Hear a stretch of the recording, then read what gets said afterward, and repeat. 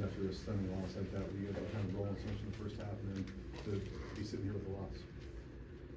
I feel like any loss is like, you don't really take it that good. I don't think it's feel good losses. I feel like all losses feel the same.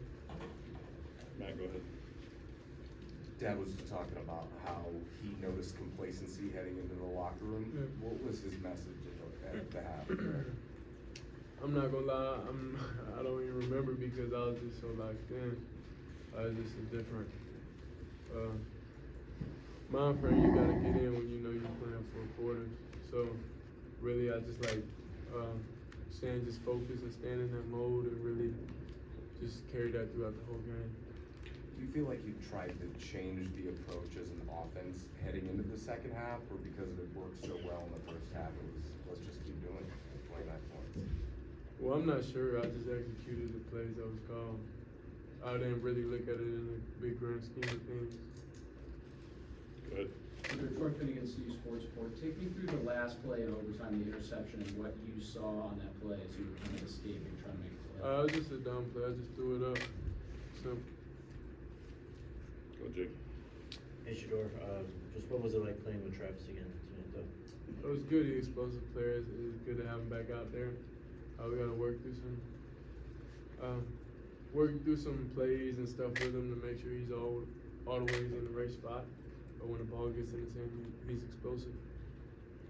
Sure, Kyle Newman from the Denver Post. How do you guys flush this one and kind of, keep the ultimate goal and the bowl season in mind after this tough loss? I mean, I'm not even thinking that far yet. I got to at least feel this one first. Tyler, go ahead. Sure, on the first drive of the second half, when you kind of took that sack that kind of pushed you guys on the fourth down play, did you feel a loss of momentum there at all? No, it was never a loss of momentum. It was just we just gotta understand you can't peak too high, you can't be too low. You gotta always stay level headed with everything. That was the biggest thing. It was just like we never had that feeling of dominating in the first half. So then that's when a lot of people you'll say peak too fast, to where everybody don't really understand. Like we gotta be the same way, same approach, same everything. It's a difference with saying that, and it's a difference with meaning and going about it, each and everything. So slow starts just always happen when just one or two people mess up on a play, and then it just messes up. And what was so easy for you guys offensively in the first half that kind of disappeared there in the second half? Attention to detail. That's it. Shedeur, how disappointing, with the way the offense was going in the first half, how disappointing that offensively you guys couldn't get much going in the second half to help your defense out when they were on the run? It was definitely frustrating because, like I say, he was one or two players away from really hitting explosive plays, from doing the right things each and every drive we had. So when you really, when we look at the film and what I noticed on the field is just all 11 players got to do their job, and that's it. We can't, because the stuff gonna catch up when they catch up, and it caught up to us today. Folks from the outside know there's not much middle ground on you guys, as long as there's haters, and you address both of them. What do you say to outsiders who are gonna say, man, 13 went off, Travis had too many snaps, he came back too early, he was tired, he was this, he was that, because they don't know, you know. What'd you say to them? I mean, I don't really think that's a focus point for me at all. I'm mainly focused on the team and focused on what we need to improve on, and the people gonna hate you and love you, so you gotta understand that's what you can't be happy when everything's good and sad when everything's bad. You gotta be the same person regardless. So that's basically where I just stay and how I live my life, is just level headed throughout the whole game, staying the same way, not getting too up, not getting too down, because as you've seen, things go left quick. And today's a moment to show that live in person. Last one, go ahead, Tyler. Sure, your dad was saying in here earlier that he's never really been a part of a game. He can remember that, blew a 29-point lead at halftime. I'm sure the same can be said for you.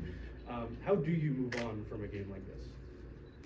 I mean, we got to accept this one first. I mean, it's just a different level of, I would say, focus, different level of attitude, different level of just seriousness, because the little things, even like when we score touchdowns, we still busted routes. Like we just can't afford to do that because it's gonna catch up when it catch up. So that's the main thing. Like understand when guys busting routes and when I'm not making the right read, getting the ball in my hand, doing the right thing, then it gotta be some punishment for it. You gotta be able to grow from it and not keep making the same mistakes. Ralph, go ahead. Ralph Simpson, Invest TV. First one to condemn you, what you did in the community, how you helped the community, the team.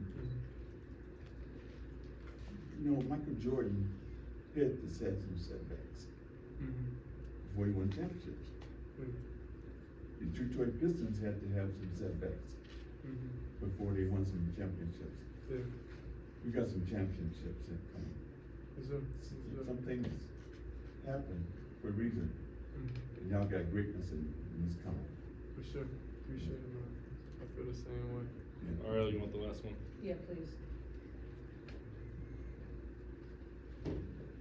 Ariel, Shedeur 9 News, your coach, father, said that his message after the game was that some players either like or love the game, and there's a separation between the two. Do you feel personally that there is that separation in the locker room, that some players just aren't fully buying in, they don't fully love this game right now? I mean, I'm not gonna point fingers. That's not what I'm here for.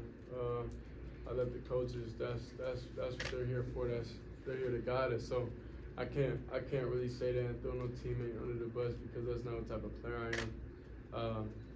The guys know that know, you know, and that's it. But I'll never put a teammate down and say he's not fully in if he probably is. Not to name names or anything, but do you feel like that might be an overall vibe for some players? Possibly. I feel like it could be that everywhere in the country. Or we possibly could have it too. So that's not up for me to decide. I'm just up to decide, just make the right reads, win games, get the ball in my hands, and just push the team. All right, thanks, Shedeur. Thanks. Appreciate it.